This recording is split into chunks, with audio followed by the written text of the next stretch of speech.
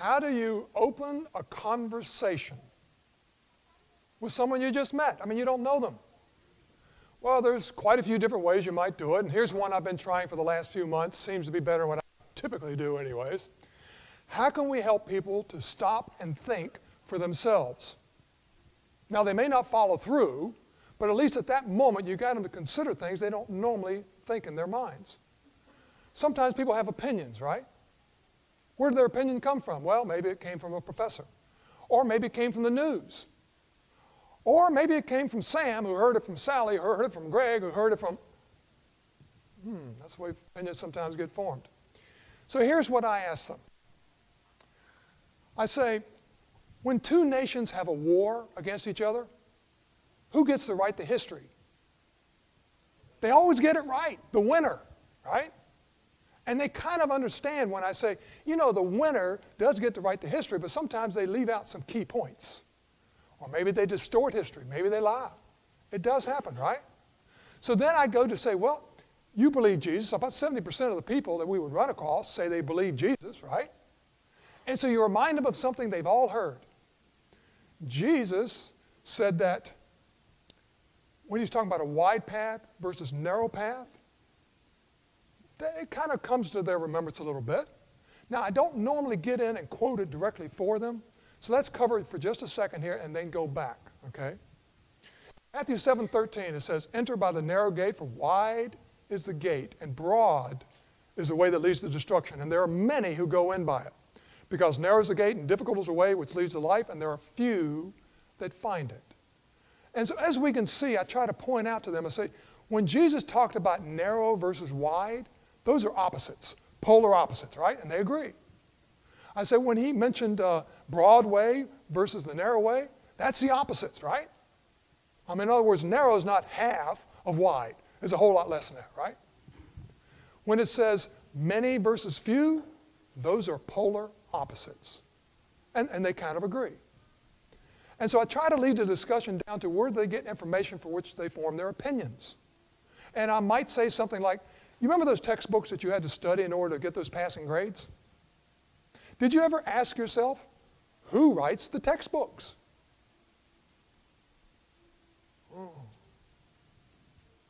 It's the wide path people, isn't it? Who are the wide path people? The ones going to hell. No matter how we look at it, all wide paths lead to hell. And those wide path people are writing most, if not all, the textbooks. They probably don't realize they're doing the devil's will. But the next time you look at a textbook, I want you to see on that textbook, who's the author? Going to hell. That's most likely the case, folks. What about the nightly news?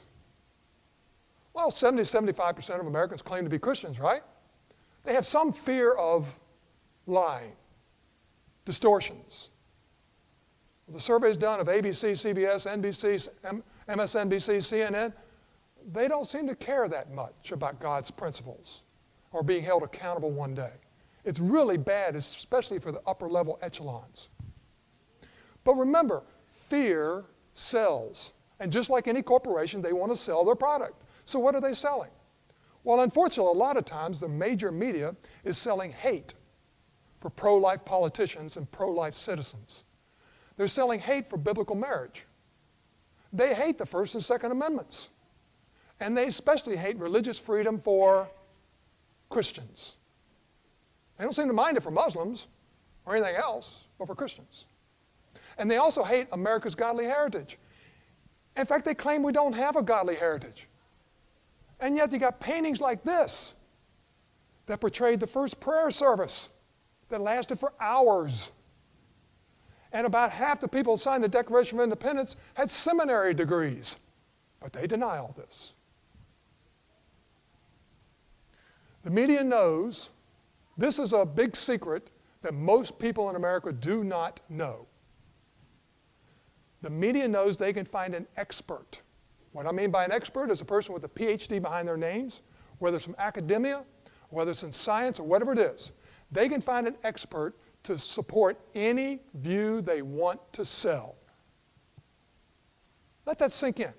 That means the news media, the textbooks writers, Wikipedia, they can cite experts with PhDs to back up any claim they want.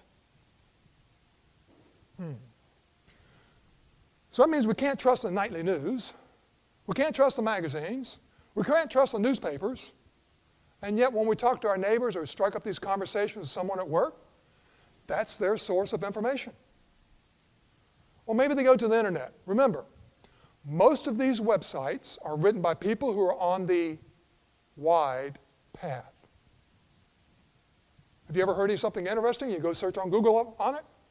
When you see those first results come up, is the first thing that pops into your mind, this is the wide path people most likely. Maybe not. The top results in Google, wide path people. They may not know they're doing the devil's will, but they do. Example for us. Now this is not for the person that you're talking to and part of the conversation. I searched for baptism this morning. And the top results say this: baptism is not a requirement for salvation, unless they happen to talk about babies being sprinkled and poured. Some of the websites did that. I had to go to the 10th page to find the truth. 10th page? Who's going to go through 91 search results to get to the truth that doesn't already know what the truth is? In fact, when you talk to them about baptism and you show them they've got something else they need to learn, what are they going to do? They're going to go back and Google it, or they're going to go to their pastor. They're going to go to wide path people, wide path authors that are on the path to hell. The 10th page? At least it's the first one in the 10th page, okay? And it was an article by Norm Fields, by the way, which we know. Yes, unfortunately, the first 9 pages are leading people to hell. By the way, here's our website on baptism. It has more articles on baptism than anything in the world, more videos on baptism than any other site in the world, more audios on baptism than any site in the world. I couldn't find it in the top 10 pages, so 100, not in there. See, our neighbors and our friends, they're going to get their answer from wide path people. So how can we get them to question the sources of the information? Get them to look for narrow path authors, narrow path websites.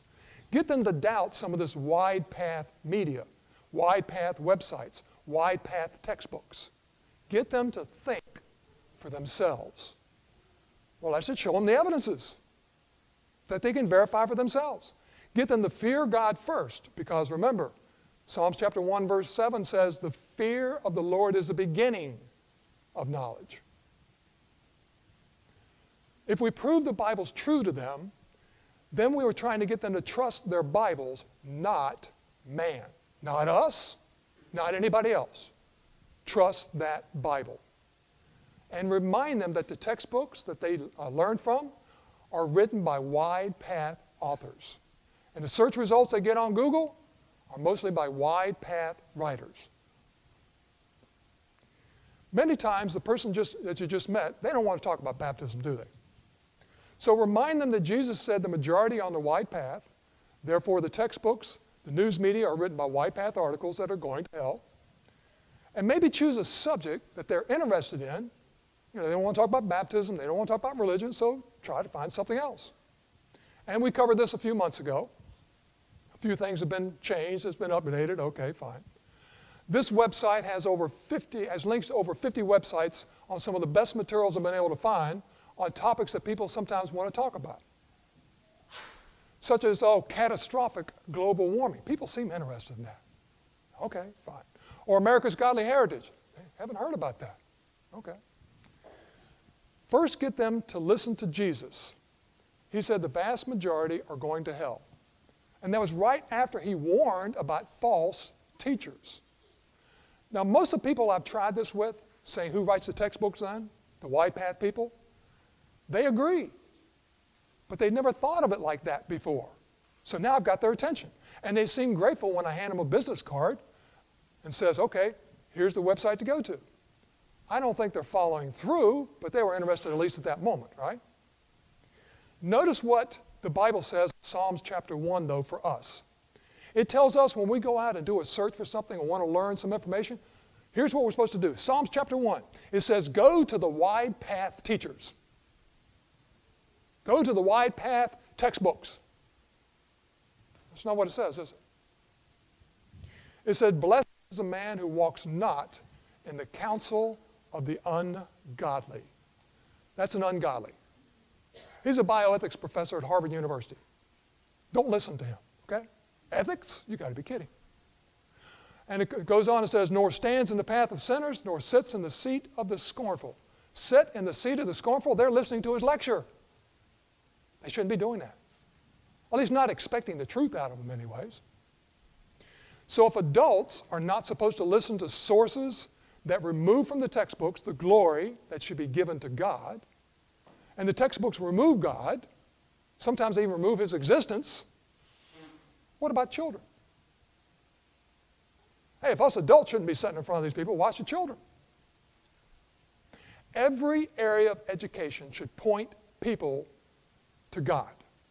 Every subject should glorify God. Let me give you a few examples. This video you see right behind you, hopefully it's playing. Yeah.